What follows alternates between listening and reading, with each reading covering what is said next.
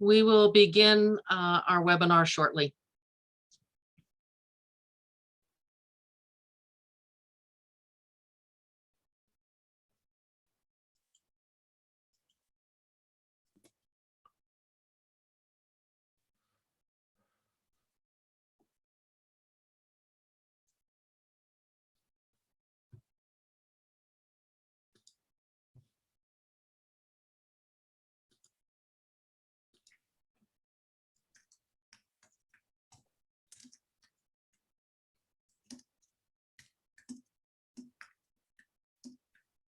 So while folks are coming into the room, I just want to remind you all of the schedule of our strategies for success. So after today's session, we have one on the 14th, the 20th, the 27th, and the 28th of January.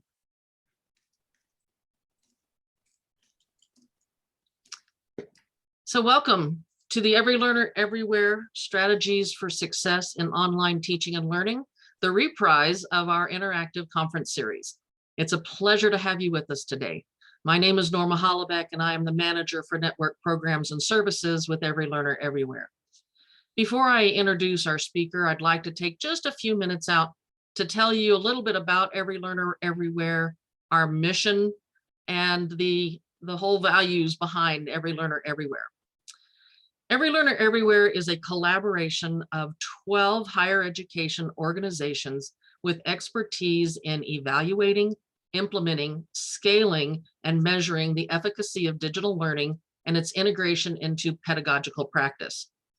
Every Learner Everywhere is one of 3 solution networks sponsored by the Bill and Melinda Gates Foundation. Here at Every Learner, we work with colleges and universities to build capacity among faculty and instructional support staff to improve student outcomes with digital learning. Our mission is to help institutions use new technology to innovate teaching and learning with the ultimate goal of increasing the student success, especially for first-generation college students, poverty-affected students, and students of color. Some real quick housekeeping notes. We are recording today's presentation, which we will share with you after the webinar. Throughout the presentation, we welcome your questions in the Q&A section. If participants raise their hand during the presentation, we will not be able to unmute you. However, we will be monitoring the Q&A as well as the chat sections. As a biology professor and a recovering associate dean, I am excited about today's discussion, Love as Praxis, discussing the Washington State Guided Pathways Initiative in Diversity, Equity, Anti-Racism, and Leadership Fellows Program. Our speaker today is Dr. Jeremiah Sims, inaugural Director of Equity for the College of San Mateo. He was born in Oakland and raised in Richmond, California. Because of his own life experiences, Jeremiah has devoted his career to the realization of educational equity for hyper-marginalized students. Jeremiah is an alumnus of the University of California, Berkeley, where he earned a BA in rhetoric with honors, as well as an MA and PhD in education. Jeremiah's work, chronicled in his first book, Revolutionary STEM Education, Critical Reality Pedagogy and Social Justice in STEM for Black Males, details his experiences as an educator working toward an revolutionary paradigm shift in the in STEM education of and for Black boys. His second book, Minding the Obligation Gap in Community Colleges, illuminates the role that community college practitioners must play in order to deconstruct the institutionalization inequities found in higher education.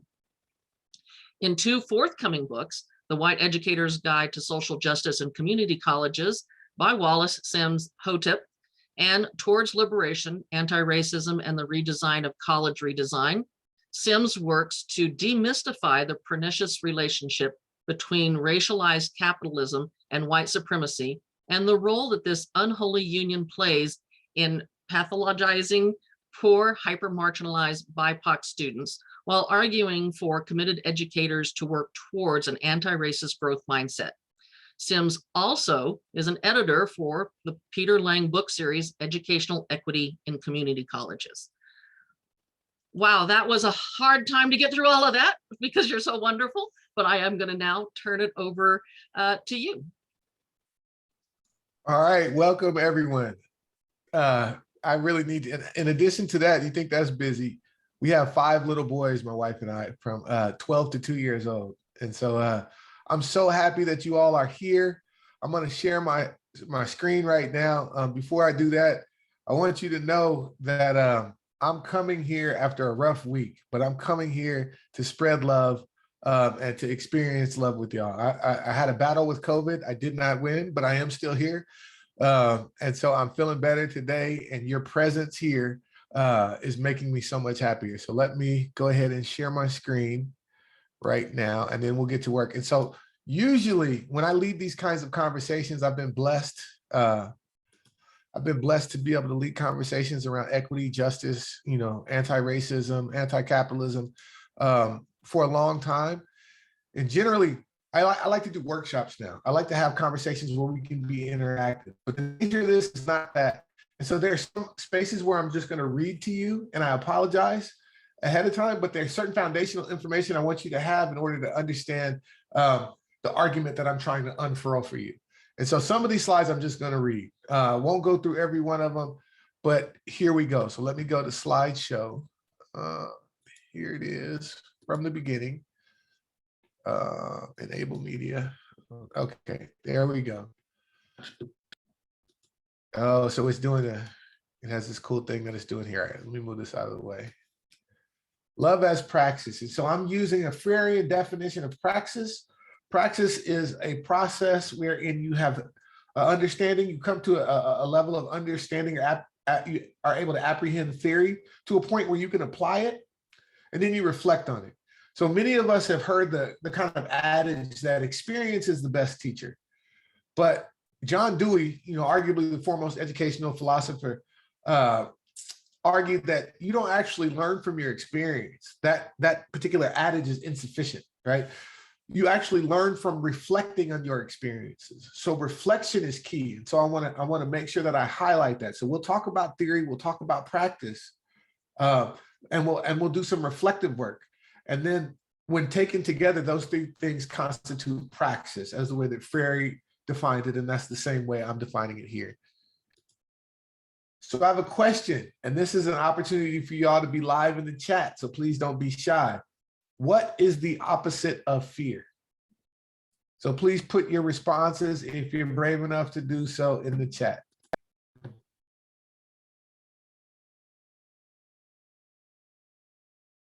Nice, nice. I like it. And so this is one of those questions where, there's not necessarily a wrong answer, right? Because whatever it is for you, that's what it is, right? And so as you all are doing that, I have one more question. Can you all say, and you can answer this yes or no, or you can qualify if you'd like, that in 2020 and 2021, you did your best? I know that's heavy, right? But all right. I love it. I love it. I love it. I love it. And so for me, right, for Jeremiah J. Sims, the opposite of fear, and some of you touched on this, is love, right? I'm someone who follows the person and work of Jesus Christ, right? So there's a verse in the Bible that says that perfect love casts out all fear. And so perfect in that the Catholic definition, right, universal definition of the word perfect is not flawless. It just means lacking nothing intrinsic. So it's whole, it's complete, it's holistic, right? It's comprehensive.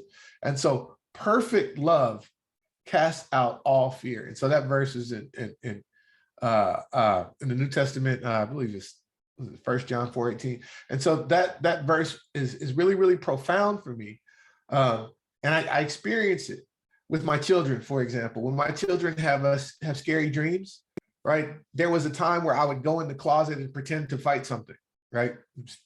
Kind of promulgating this kind of toxic masculinity that I don't want my boys to replicate, right? And I realized that never actually made them feel much better, because they would go to sleep and then they would wake up again. But what needed to happen was I just needed to hold them, and they needed to know that they were loved. And that love, right, and that comfort, and that care and concern and consideration is what allowed them to sleep peaceably for the rest of the night. I love these answers. Keep it going, folks. So for me, the opposite of fear is love, right? And the reason why fear is it's really interesting. I'll tell y'all this quick story. So I'm in Northern California right now. Northern California is more conservative than, I'm way Northern California towards Oregon. It's more conservative than where I'm from, Bay Area, right? The Bay Area is much more kind of left-leaning, more liberal. I'm not making a value judgment either way. But I was talking to a gentleman here. So I like to shoot guns. I don't shoot animals, but I do shoot paper targets. I will take some paper targets now. And so I was we have these what are called Bureau of Land Management roads here. And in these Bureau of Land Management roads, there's a certain level of decorum there, but they're free. You can just go up, set out targets, and you can go shoot live ammunition there. And so I don't have a lot of time to be away. I wanted to go shoot. And you gotta peep the scene, right? So I'm an African-American male. There's not a whole heck of a lot of us here, but there's some shifts afoot culturally. And so I was talking to an older European-American or white gentleman there. He's in his 70s.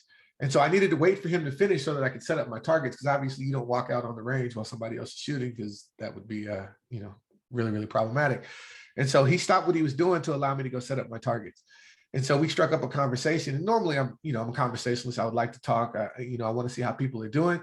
I didn't really have time today because I only have so long that I can shoot. Then I got to get back home because, again, my wife is here with 5 boys from 2 to 12 years old, right? And so I need to be there, to help out because they're homeschooled.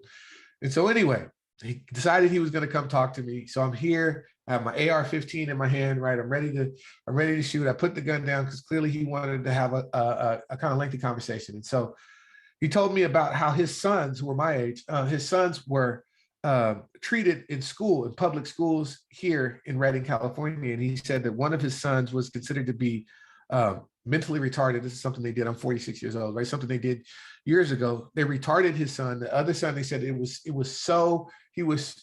learning difficulties were so severe that he was unteachable. And so what this guy had to do, who was a mechanic, was take on 2 more jobs so that he can send his sons to a private school that would accommodate their learning needs. And he was able to do that. And his sons are wildly successful. One's a fire chief, one's an engineer. And this was from students who were purportedly, right, unteachable at the time. And he was upset and tears were welling up in his eyes. I just met this gentleman talking about the time that he missed with his sons, but it was worth it in order to put them in the school so that they could be successful. And so clearly he was still upset about what had taken place. And so there's a critique there, right? You can critique capitalism and why it's necessary, right? And the public schooling system, right? And why it's necessary for someone to work 3 jobs and miss time with their children in order for them to get adequate education, right? They're all different types of things. If you're going to be angry, right? I feel like there's some clear kind of culprits. And so he went on this long diatribe about how he missed that time. And then he asked me about my sons. And I said, well, yeah, my sons are, they're homeschooled. And he said, that's good. You know why that's good? There's a lot of reasons why I think it's good. He said, because they don't have to learn that CRT crap, talking about critical race theory, right? So this didn't matter to his kids anymore. His kids were adults, right? They had already gone through school and there were so many things to be angry about, but he had been led to believe, right, that critical race theory was the biggest. And I told him, in all honesty, I said, you know what, you're right. My kids don't learn about critical race theory at school. They learn about it at home, right? And so then that was the end of our conversation. We went our separate ways. And so I'm saying all this not to lampoon him, right? But he's been led to believe, right, that is something that needs to be feared. Fear is what keeps people apart. right? So if you're on one side of, if you are an MSNBC, right, adherent, right, then you've been led to believe that everyone who is voting for Trump is anti-vax and is capable of storming the Capitol, right? And it just, fear has been used to drive us apart, right? Some fears are healthy, some are not, but they've been used to drive us apart. And so fear is a problem. I have one more question. So I read this book. It's called Humankind. I highly recommend it, by Rutger Bregman. And the premise of the book is that, ultimately human beings are actually a lot more decent than we're given credit for. Actually, the Lord of the Flies, the kind of popularity of the Lord of the Flies has popularized a kind of understanding of the human condition that is inaccurate and is overly pessimistic. Because when crises hit, that's when you see the most solidarity throughout humankind, right? And silos are broken down and people work together in solidarity for the common good. And so one of the things he asked, he said, if there was a new drug on the market, and this drug, there were clear linkages from this drug to suicidal ideation, antisocial behavior, fear mongering, and a desire to detach from reality, right? If those things were clearly attributed to this drug, would you let your kids take it? No, right? Nobody would. He said, you know what that drug is? It's the news, because all those things have been proven to be true about the news, all right? I'm not saying don't watch the news. All I'm saying is that we need to think about how we are receiving the information that we do, because we are being led to believe that our differences are irreconcilable, when in actuality, irrespective of where you sit on the political spectrum, our human commonalities bind us together more closely than our differences do. All right, so I'll move forward. So I want to talk about a program, and all throughout these slides, there are quotes, and I want you to take a look at the quotes. Obviously, if you need to take a screenshot, take a picture, think about which quote resonates most with you. And then I can make this into a PDF and share it with Norma later, and Patty, and they can share it with folks too. So this is the verse that I was talking about. Sorry, it was First John. There is no fear in love. Perfect love casts out fear. So we'll talk about the Washington State Initiative Ideal in Diversity, Equity, Anti-Racism, and Leadership. So the initiative, we've had over 1,000 applications thus far. We're on our third iteration. It starts February 11th. We've had over 1,000 applications for 90 spots. Students who participate in this are awarded a $1,000 stipend through guided pathways in Washington State. These are semester-long programs, except over the summer we do 6 consecutive weeks. During spring, we do more kind of semester model.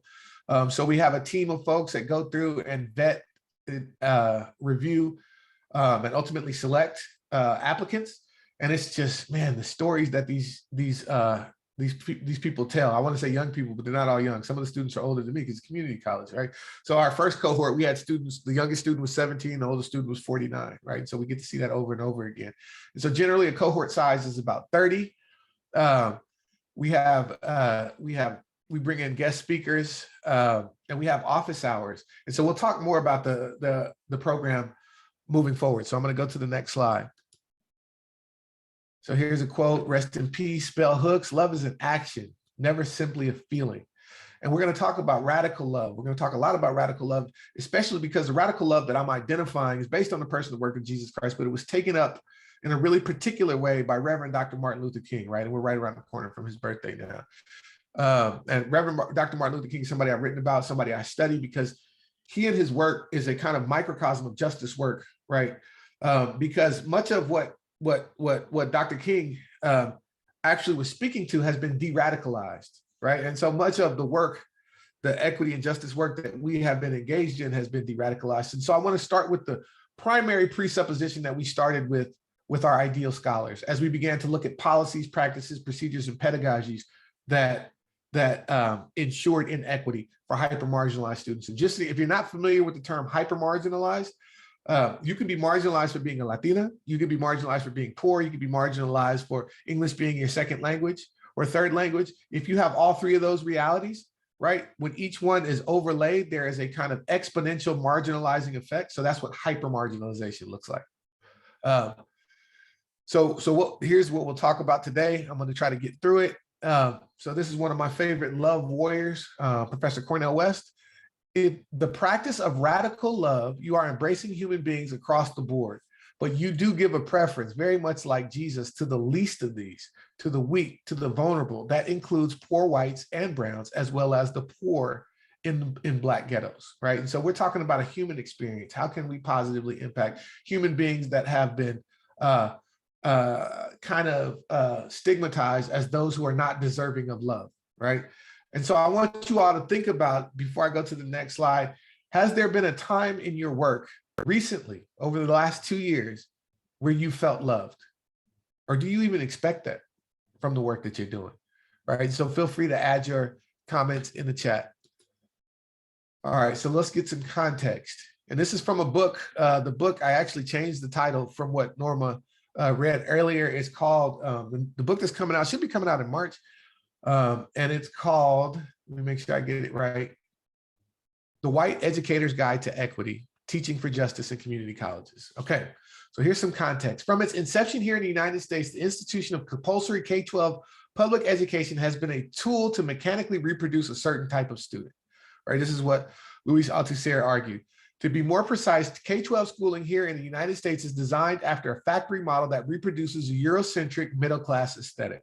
And so what Althusser was talking about was ideological. So y'all familiar with the term hegemony, right? So hegemony has two primary features.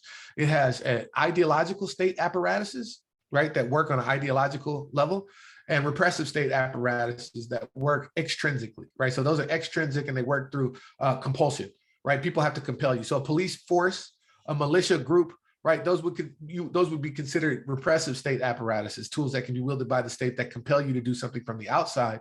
Ideological state apparatuses are schools, churches, places like that make you conform through ideology. All right. This is why our schools have failed far too many poor ethno-racially minoritized students of color. According to recent reports, 80% of America's teaching force self-identifies as European American. And what is more than 65% of all teachers are in fact European American women. This demographic number holds true in higher education as well, right? And that's not a problem in and of itself, but we have to understand that there can be issues around cultural dissonance that arise. And if the power structure is such that it privileges a certain kind of cultural aesthetic, anything that is seen to be non-standard is in danger of being penalized and pathologized. And so I just want to be clear, the thing that we start with, the understanding that we start with, the guiding presupposition is that the community colleges that our students are hailing from are not broken. Many of us, you smart people, smarter than me, have spent your career trying to fix a system that's not broken. Our educational system is working the way that it was designed. It's inequitable by design. So it's achieving the outcomes that it was designed to do. So we have been harming ourselves, right? Pouring ourselves out completely, trying to fix a system that's working the way that it was designed. And so in order to do the necessary work of creating opportunities and pathways for all students to be successful, we have to understand that we have to radically reimagine the scope, the function, and even the governance of the way that our institutions of education work. All right, love is the whole thing. We are only pieces. We must reckon with the truth. This synchronicity between word and deed results in radical integrity. In educational spaces, word and deed have to match for individuals and institutions to be truly equity advancing. For example, mission statements that speak to a college's commitment to poor ethno-racially minoritized students of color and to equity and to justice must be accompanied by a budget that makes manifest the commitments offered in a mission statement or visions or goals or solidarity statement. More simply put, your institution's budget is its mission statement. It doesn't matter what type of adjacent mission statement it has. If you want to know what a college or a program or a nonprofit organization, what they value, look at their line items. That'll tell you what they value. All right, so here's what we're up against in doing equity work, equity advancing, justice-centered work. I call these the 4 A's: axioms, ambivalence, apathy, and antipathy, right? So axioms are things that are held to be unquestionably true. You can think about some innocuous ones, like The things that you put in your ears, people call them Q-tips, they're actually called cotton swabs. Q-tip is just the company that owns the lion's share of the market, right? But if you ask somebody what it's called, typically they'll say a Q-tip, right? If I ask y'all what the AR and AR-15 is, most folks, right, will say assault rifle, because that's what we've been led to believe. It's axiomatic, but that's not what it means. It's an Armalite rifle, 15th version, right? And so those things are innocuous, right? But there are other axioms in education. For example, Black students come from a culture that doesn't value education, right? So if you hold that axiom to be true, what happens is that you can become ambivalent to the suffering of Black students, right? Because they don't value education, and that is used as an explanatory tool and also an exculpatory tool. Now we don't have to do any additional work to work against the kind of educational oppression that they've been subject to based on the families that they've been born into, because, you know, they come from cultures that don't really value education. So if we don't question the axioms that guide the work that we do, think about deficit model thinking, right? Deficit model thinking is impelled by axioms, then we can become ambivalent. Ambivalence is, you know, I'm not really so sure. I'm kind of on the fence about that. But the thing about it is, when you're on the fence, guess what? Sitting on the fence necessarily fortifies the weight of the fence, and it becomes more difficult to move. Right? So if we're trying to remove barriers, we cannot be on the fence because it makes it more difficult to move. And so this is a linear process. If you don't question axioms, institutionalized and personal axioms, you become ambivalent. If ambivalence goes unchecked, then you become apathetic, right?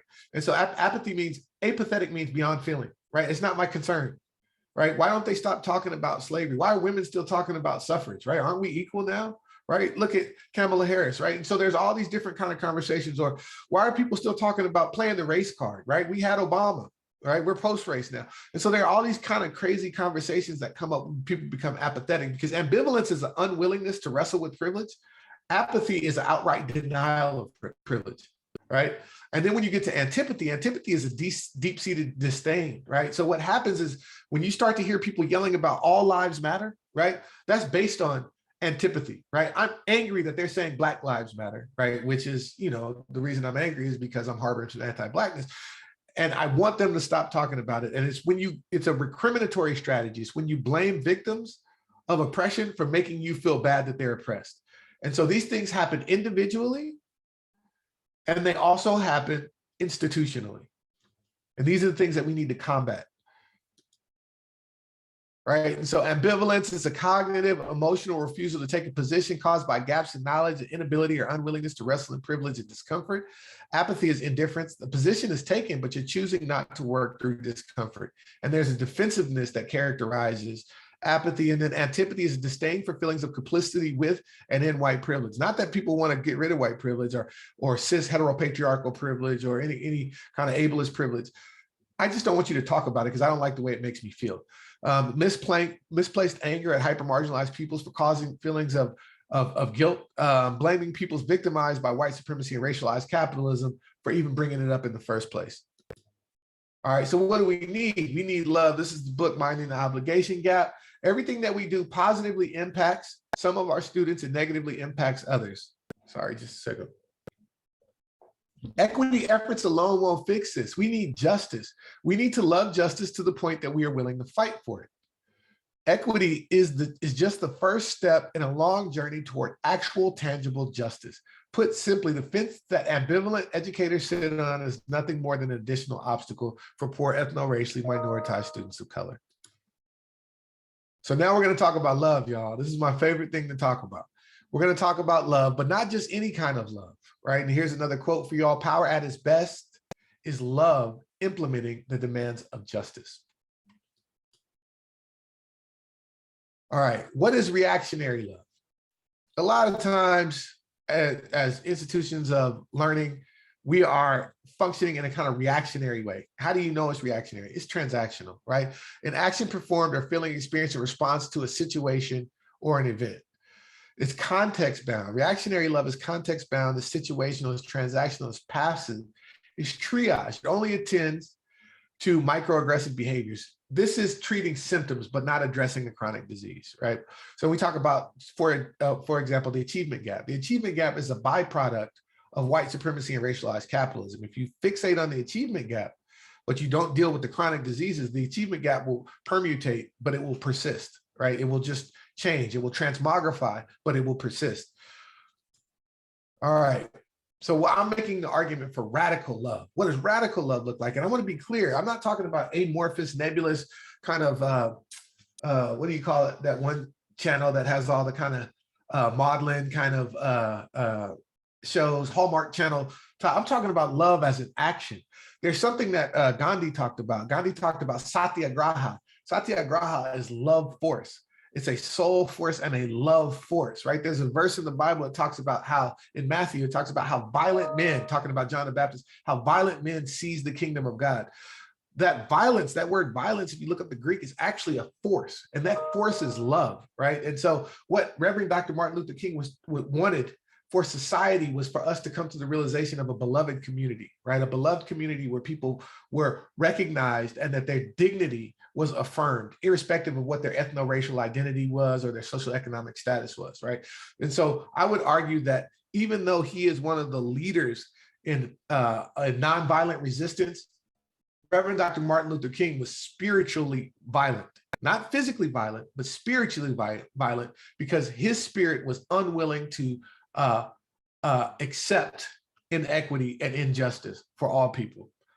So radical love, it involves or causes a complete or dramatic change.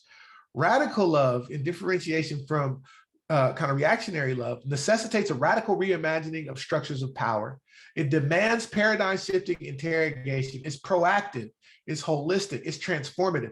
It's invested in treating chronic diseases like anti-Blackness, white supremacy, and racial capitalism. All right, I'm going the wrong. Okay, here we go. Sorry. Have enough courage to trust one more time and always love one more time. So now I'm going to talk about the program itself. The goal of the Initiative in Diversity, Equity, and Anti-Racism and Leadership Fellowship is to encourage, empower, and equip ideal fellows to advocate for justice, not just in the classroom, but also at the policy and procedural level. Fellows will be helped to understand what equity can look like in community college system as well as society writ large.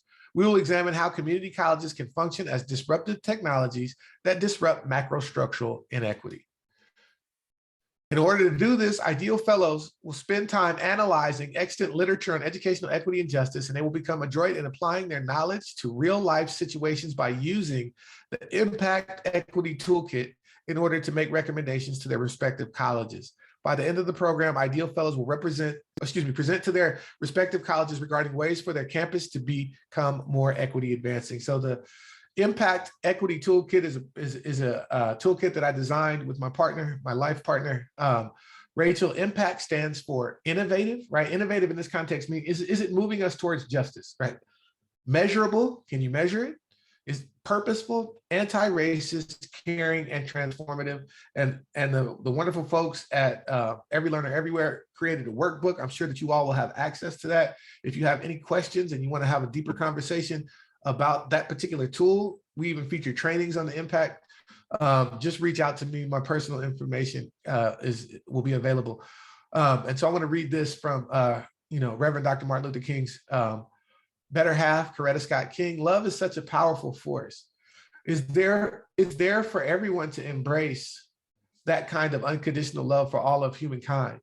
That is the kind of love that impels people to go into the community and try to change conditions for others, to take risks for what they believe in, right? Which is what her husband did, the same thing she did, right? We have to be, even though he got the press, right? Her life was under constant threat of danger, right? Their house was bombed. She would get phone calls. There was at one point in a book called The Radical King, Martin Luther King said that just the phone would ring nonstop, right? People didn't care that Coretta answered the phone. They would threaten her and threaten their daughter. There were bombs under their porch. And so she lived as much of that life. She just wasn't in the limelight in the same way. And so she's speaking from a place of understanding and knowledge. Students don't care about what you know until they know that you care. This is a quote from Victor Hugo. In Ideal, we endeavor to engender a positive and empowering atmosphere where students' identities do not have to be compromised in order to achieve academic success. We work to do this at the curricular level. And so what I found is that intentionally carving out spaces within a given educational milieu for marginalized students to recognize, discuss, interrogate, and disrupt their marginalization has showed marked increases in student engagement, right? I found this out doing work on my dissertation and some of the other things that I've worked on as well. All right, so love as praxis. So what does this mean for us? It's clear that these are things that we need to think about if we want to commit to love as praxis. It is clear that my individual and our institutional actions are impelled by love, radical love, not hokey love, right? Not performative love, but radical love. Radical love means that, so radical love, as defined by Cornel West, is made up of two primary components: radical integrity and radical humility, right? So radical humility is necessary so that the cowardly self can die. Why does the cowardly self need to die? The cowardly self has to die so that the courageous self can live, right? And so the courageous self can achieve something that Cornel West calls paideia. It's a deep learning, a kind of soul craft where people can be transformed and their work can transform other people. So you need radical integrity and you need radical humility. And that radical humility looks like daily dying, right? And so you got to understand, I'm 46 years old as of late December. Martin Luther King achieved the things that he achieved before he was even 40 years old, before his life was snuffed out prematurely, right? He achieved so many things, but when he was eulogized, there was only one sentence offered at his eulogy. You know what it was? Reverend Dr. Martin Luther King learned how to die daily, period, right? That daily dying allowed for a daily rebirth, and the rebirth was the courageous self. The courageous self was able to live. When they asked Reverend Dr. Martin Luther King how he was able to lead people on the Montgomery bus boycott, because it was a huge undertaking, right? These people who now had to walk places where they would formerly take public transportation. The folks who were fortunate enough to have cars would run their cars to the ground to provide rides for their compatriots. He talked about a time where he had just gotten threatened for the last time and he was over it. He said he could not continue to go forward even if he was ready to die. He wasn't ready to put his family through that. He talked about how he went to the kitchen. It was 3 o'clock in the morning. He was having a cup of coffee. He put his hands in his face and he started to pray. He said the divine showed up to him, right? Love appeared to him and said, if you're willing to fight for righteousness, I'll be with you every step of the way. And from that point forward, fear was gone. And so he was able to lead people and form a beloved community because the fear was gone, right? And there was a radical love that impelled him to continue to move forward. Do our policies, practices, procedures, and pedagogies demonstrate authentic care? Do our hyper-marginalized students and colleagues feel included, affirmed, valued, and safe? I know some of y'all spoke to that. Whoops, sorry. And are we growing? Are we becoming more equity advancing? So here's the program in practice. This is some of the things that we highlighted. Theory, application, reflection. We wanted to co-construct knowledge with students. We wanted it to be dialogic. We wanted them to learn how to love each other, to stay in a growth process. We wanted them to open their hearts to one another. So we modeled that. We were affirming, we led by example, and we created an environment that fosters radical love, right? And this is what we need to do if we want to. So listen, people were trying to figure out once COVID hit, how to create an engaging online learning experience for students. We did it, not because we're amazing pedagogues, but because we love, right? And we created opportunities for students to love and to love in return. Because here's the thing, radical love necessitates a radical level of accountability too, right? So when students said things that were problematic, right, we responded from a restorative justice model. We responded with radical love. Hey, here's why this was problematic. I know that that's not what you intended, because I know your heart. And so let's figure out how we can phrase that so that we can move forward together, right, as this beloved community. And so I'm going to keep going, so I want to be mindful of time. We have to learn how to speak the truth in love. This quote from Cornel West is incredibly impactful. Tenderness is what love looks like in private. Justice is what love looks like in public. And again, traditionally, we would have a conversation, it would be interactive, and I'm sorry that I'm talking at y'all, but I want to make sure that I get this information with the time that we have. So what does it mean to speak the truth in love, right? So I can look at Timothy Jones, right? I'm just looking at the name from the chat. So say Timothy does something that's untoward. Timothy would never do that, right? But Timothy does, and I can say, hey, Timothy, you messed up. I can't believe that you would do something like that. I can't believe that you microaggressed Laura in that way, right? All the work that we've doing up until this point is now, right, undone, and I don't know where to go from here. Or, right, I can say, Timothy, right, I know your heart, and I know that you never intended to cause any harm, but there was harm caused nonetheless.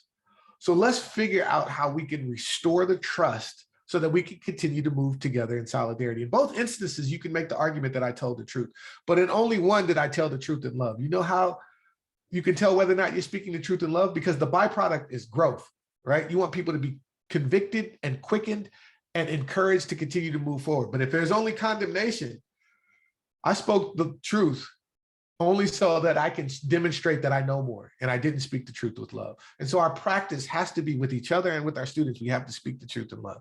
So we know a tree by its fruit. If we are uncomfortable with being uncomfortable, we will not grow. We have to be motivated by a love for real justice. We have to be empathic. We have to have grace for one another. We have to be unwavering. Grace does not mean that we do not hold each other accountable. It simply means that we hold each other accountable with love. All right. I'm going to see if this works. I don't think it will. So there's a 4-minute video on YouTube that my 11-year-old edited. You can search it. Oh, here it goes. Let's see if the sound works. I just want to play this for you. Whoops. Morning. Can y'all hear it? Hear me? Toby. Hey, Kevin, I think you may still be muted. Thank you. It's important for college to advocate and take protocol for the well-being of their students. The retention rate of all students of color is a negative percentage. Bellevue has all of these great things, but they aren't following their mission. North Seattle has an equity office that is providing great resources and avenues to support and celebrate diversity. That is awesome. So our next question is, how effective is it? All right, I believe that is us. Now, this is not new information that institutions have higher tuition rates for international students. But today we are asking why. We want to create access to Hawaii in an equitable and prosperous community at Shoreline. Can you guys all see my screen? Yes. Okay. Having an explicit statement regarding diversity and equity is missing from many syllabi on our campus. That would seem to harm and foster resentment and strip the rights away from transgender people all over our nation. Fear isn't just increasing, but it's growing at an alarming rate. The program does have a few shortcomings that needs to be addressed, that each and every student can benefit from a program such as this. By identifying ways that their diversity can no longer be their adversary here in North Seattle, but rather something that can be supported, celebrated, and championed toward that student equity. They are aware that if there were bias-motivated violence or threats targeting students and staff, it impacts the quality of work and opportunity for growth and success. It's a breach of civil liberties and eats away at the core of our civil society. We know that the Honors College program has the most diversity within its cohorts. So why are we making it hard for this diverse population of students to pay for their success through this program? A major implication. Because they really have widespread long-term negative effects. We see a 6% usage rate of the equity office. Bellevue College has a verse committee. However, it needs to be more accessible and updated to better serve students. Transgressions against our transgender brothers and sisters isn't just a slap at decency, but it's something that stains us all. This is not an isolated incident. If 75% of students are getting help financially to be successful in their education, then we should be empowering them further with access to resources. Not offer any of the verse committee information. It's difficult to localize and difficult to maneuver. College campus has a total of 3 designated. So I'm going to stop it here because I know that it's difficult to see. I apologize. I am not as technologically savvy as I would like to be. And so it's available online. It looks like Philip shared it. So thank you so much, Philip. So you can check it out. It's just 4.5 minutes. And this is their final projects. And it just captures this. And there's a much longer video. So if y'all want the longer video, a couple hours long, you can get the entire presentations. I'll put my email here in the chat. And then we'll go forward. Sorry about that, y'all. I thought that I could click it and it would get bigger. Not so much this time. All right, so I'm gonna move forward. All right, so the ideal way. The goal of this program was to create agency-inciting opportunities for community college students to radically reimagine how they can commit to anti-racism and how they can contribute to the transformation of educational experiences for all students, especially hyper-marginalized students. Concomitantly, the goal of the program was to foster an inclusive and welcoming environment predicated on radical love that disrupted structural barriers and welcomed, validated, and celebrated all students. And so here is a quote from Eric Fromm: "Love isn't something natural, rather it requires discipline, concentration, patience, faith, and the overcoming of narcissism. It isn't a feeling, it's a practice.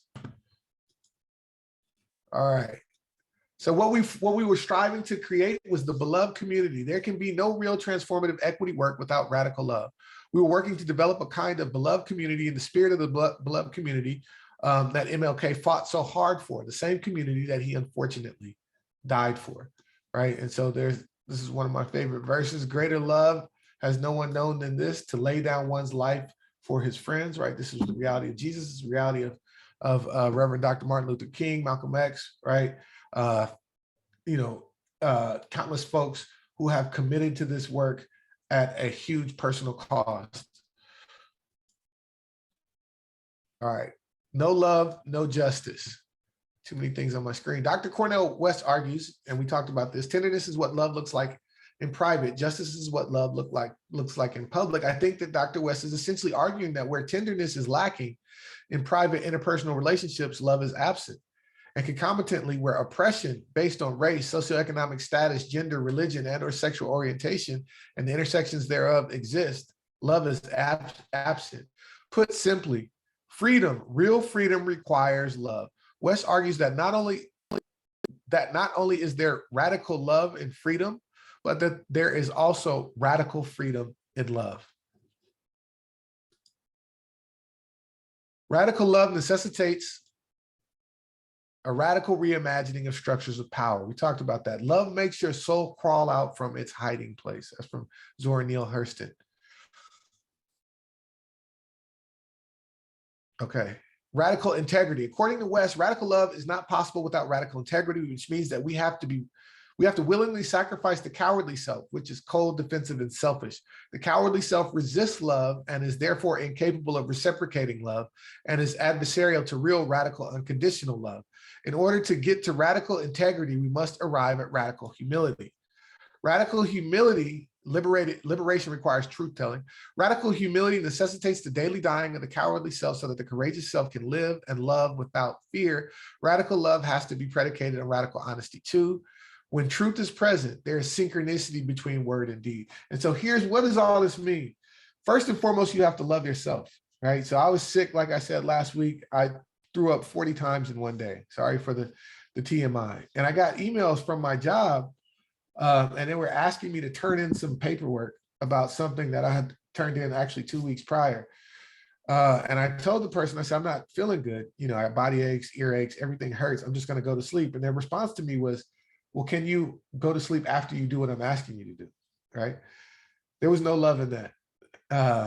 And so, we're going to have a conversation about that, that person and I, because someone who has looked to me as a mentor, and we're going to, we'll converse about it. And I think that he will see why that was problematic. But at the same time, I just felt I was already sick and I felt so much less appreciated based on that response, right? That was not what love looks like. And so we want to be very clear.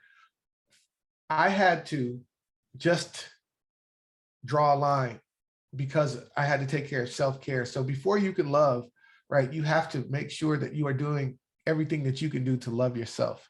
And so, again, I said I'm not talking about amorphous love. Well, what am I talking about? I'm talking about love that can actually be measured. Radical love can be measured. When you talk to students about, right, we do surveys, right? We love to survey students, and we talk about inclusivity or belongingness. If students feel included and they feel as though they belong in a genuine way, right, I would argue that radical love is present. When they don't feel like they belong, when they don't feel like that is an institution or a learning space that is conducive to their learning and to their human well-being, then I would argue that love is absent. All right, and so now you yourself, as much as anybody in the entire universe, deserve your love and affection, right? Those are words from Gandhi. Incommensurability between word and, in this instance, some form of extrinsic commitment to justice and the actual message to bring these promises to fruition, deed, is not only bad faith, it's dishonest. We have to be honest about who we are and the way that our institutions, our programs, our classes, our schools function. And so here, the whole point of radical love, right? You got to understand there's radical love, radical humility, radical integrity, right? Is to arrive at a radical analysis. The point of radical love in our educational context is to arrive at a radical love-based analysis of inequity, oppression, and injustice. Radical love will impel us to commit to radical analysis of our institutionalized and personal idiosyncratic policies, practices, and pedagogies so that we can identify and root out the inequities baked within. Right, this is what I'm trying to drive you towards, and this is what our students were doing. Not only this, but our radical analysis must also result in action. Action designed to first mitigate and subsequently eradicate the inequities built into our institutional and personal ways of doing school. The ideal fellowship was devised to create a safe space for community college students to radically analyze inequitable institutional policies, practices, procedures, and pedagogies. Right, and so now I want y'all to hear from what the student said, right? So I'll read this. If we want a beloved community, we must stand for justice, have recognition for difference without attaching difference to privilege, right? And that's what we were trying to do. Radical love is necessary, even integral, in order to develop a beloved community as defined by Reverend Dr. Martin Luther King. Our goal was to create a program that is characterized by and built on a foundation of inclusivity and belongingness. We didn't want ideal fellows to feel that they were included and belong. We wanted them to feel loved. Love is creative and redemptive. Love builds up and unites. Hate tears down and destroys. The aftermath of the fight with fire method, this is from Dr. King, you suggest, is bitterness and chaos. The aftermath of love, the love method, is reconciliation and creation of a beloved community. Physical force can repress, restrain, coerce, destroy, but it cannot create and organize anything permanent. Only love can do that. Yes, love, which means understanding, creative, redemptive goodwill, even for one's enemies, is the solution. All right, so what we did, we wrestled with complex theoretical material, right? We had conversations, we brought in experts in the field, right? We brought in a ethnic studies professor to talk about that. We brought in equity champions to talk about that. I led conversations around, settler colonialism, right? Racialized capitalism, these really kind of like graduate level material. And what happened was that the students wrestled with this, right, in a safe, inviting atmosphere, and they put it into practice. So here's the byproduct of radical love. And so I'm going to read this, being mindful of time. After I read these, then I can pause if there are any questions and see if I can address those. So these are direct quotes from students. What, if anything, this is the question, what, if anything, was different about IDEAL vis-a-vis other justice-centered programs you participated in? The community bonds are paramount. I have a hard time opening up and trusting folks when navigating a new space, and this space was a breath of fresh air. The speakers we listened to were passionate and willing and open to speak, and Jeremiah and Rachel made themselves available and accessible in the most nurturing of ways. With all that foundation and true expression of love in a professional space, I felt like I could take on anything. This is from Marissa. This is a pseudonym, 29-year-old community college student. This is it. The most real justice-centered program I've been part of. I think being in a loving, nurturing, and accepting space was a little more of a shock for me than I was anticipating. I keep talking about how I have a hard time trusting new experiences and how I have a tendency to take a long time to open up. Excuse me. And this was no different. A lot of the traumas of a system that does not center all of me or understand all that I am takes over. I tend to believe that people in this work say the talking points, but essentially don't mean it, or are so invested in a certain system that it gets in the way of authentic and true connection. The authenticity in constantly reassuring that this is for real and the love is for real and centered in justice really touched me in a way I didn't think it would. To be fully honest, I'm still processing all that I received during this short time. A couple more. What, if anything, was different? Once acclimated, I believe I was fully engaged, both in group time and in lecture period. The chat where we students worked through and commented on topics was a powerful way to build knowledge and understanding of the material and fostering a sense of community. I was a bit surprised by the strong sense of community built up, both in the groups and with the cohort as a whole. I have attended many Zoom meetings and classes, but none left me feeling a part of a community as much as IDEAL did. Further, it was a spot of encouragement to meet others interested in radical change, as activist circles can be a bit fatalistic and draining. One more. What do you feel the main strength of the program was? The main strength of the IDEAL Fellowship are the accessibility of material, the community building, the individual empowerment, and the personal interactions with experts in their relative field. The material provided, while on complex and nuanced topics, was presented in such a way that even those relatively inexperienced with equity work in an academic way could quickly be given the tools to understand and materially contribute to the discussions. And having a community of students from different backgrounds, but interested in developing skills to do equity work, it fostered a strong sense of community, even over Zoom. Being able to take individuals' experiences with equity and identify the way in which the system works to manufacture said inequity and discuss it as a group, how we can work together to tackle said inequity is a powerful bonding experience.